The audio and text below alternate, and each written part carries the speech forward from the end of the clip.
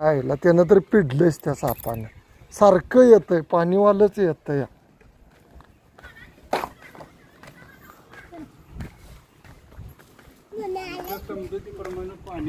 माझ्या समजुतीप्रमाणे पाणीवाला साप. चला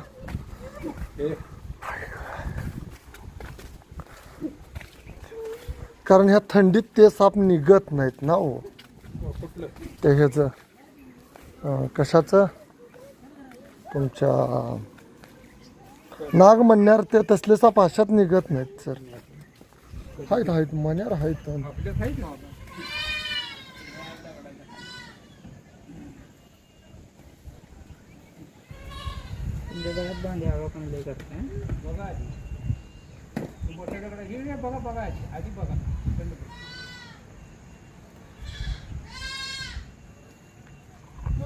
काय बघा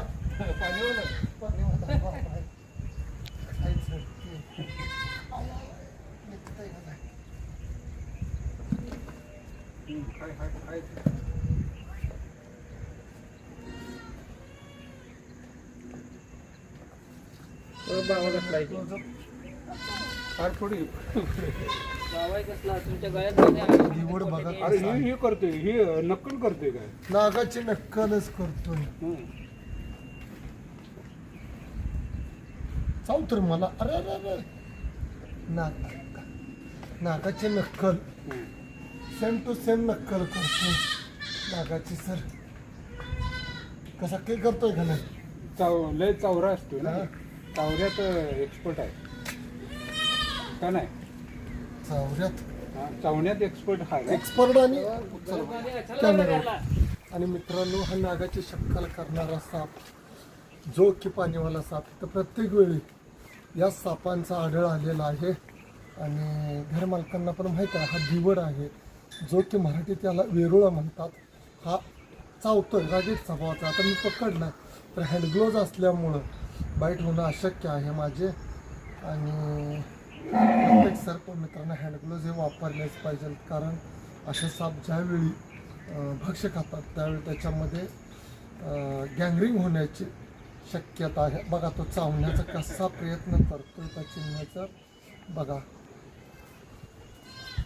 भयंकर रागीट स्वभावाचा हा नाग येतो. हे येतोय दिवड आणि नागाची शक्कल करणारा साप. आणि केलीच मगाशी सर नागाची शक्कल. आणि मित्रांनो, हा साप अंडी घालतोय मानवी वस्तीच्या आसपास. पावसाळ्यातच निघतोय.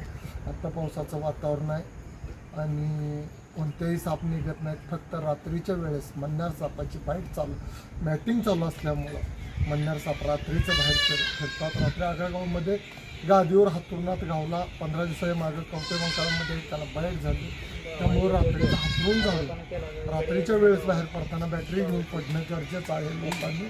आणि हा वेरुळा साप कसा असतोय हा जवळून तुम्हाला दाखवला. याची त्वचा ओळखावी यासाठी काळे काळे स्पॉट धब्बे. आणि त्याचं दुसरं वैशिष्ट्य आहे की हा दुर्गंधी सोडतोय. एक विशिष्ट प्रकारचा स्मेल सोडतोय भक्ष्याला की त्याच्याजवळ कोणी येत नाही. सर्प मित्रानं सुद्धा पकडला तर त्याला असाच की हाताचा दिवस आमच्या पण वाद जात नाही. आणि याला सुरक्षित मानवी वस्ती फार करतोय. चावण्याचं गप बसत नाही. याला सर कशात घालूया द्या ना. चला तिकडे घालूया. कॅमेरा पण चालू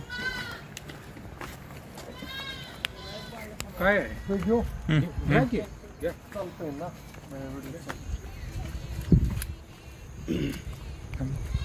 ग्लोव्ज मधनं पण त्याला धरायचं अवघड. त्याचे दात कसे पण ना सर घुसतेच. बोरी सारखं असतात काय? बोरीपेक्षा घात बोरीच्या म्हणजे असं वाकडं. असा कडक. आणि चावण्यात हा लय विचित्र साप आहे आणि रागीट. ज्याला हा साप पकडता येतोय सर्प मित्राला म्हणजे बिना हँडग्लोव्हचा तो गोण सुद्धा पकडू शकतोय. स्मेल लय घाण हाताचा. काला हँडग्लोव्ह मागवला. कुठे ज्या शेतकऱ्याच्यात राहील ते म्हणते ते घाण काहीतरी आहे. सापाचं बायका उचलते तो उकरण त्याची किंमत फार आहे. एकच आहे? दोन आहेत. दोन्ही हाताचे वेगवेगळे ना? माकड किंवा वन्यजीव कोणताही पकडताना यूज केलं बांधायला त्याचं तळी बितळी काय बांधतो सर देशी पद्धतीनं. म्हणजे तेच वळवायचं आणि त्याला गाठ मारतोय गाठ मारायची. ते असं आहे ना, राहिलेल्या जाग्यात हे असं करायचं. हां आणि मित्रांनो, हराळे सरांचं काय नाव सर तुमचं? बरोबर. हराळे सरांचं शतश अभिनंदन. त्यांनी 4-5 पाणीवालाचं दिवड साप आहे तो वाचवलेला आहे मित्रांनो. त्याबद्दल गावामध्येच आहे माझ्या. आणि साप वाचवा, निसर्ग वाचवा. जय हिंद, जय महाराष्ट्र.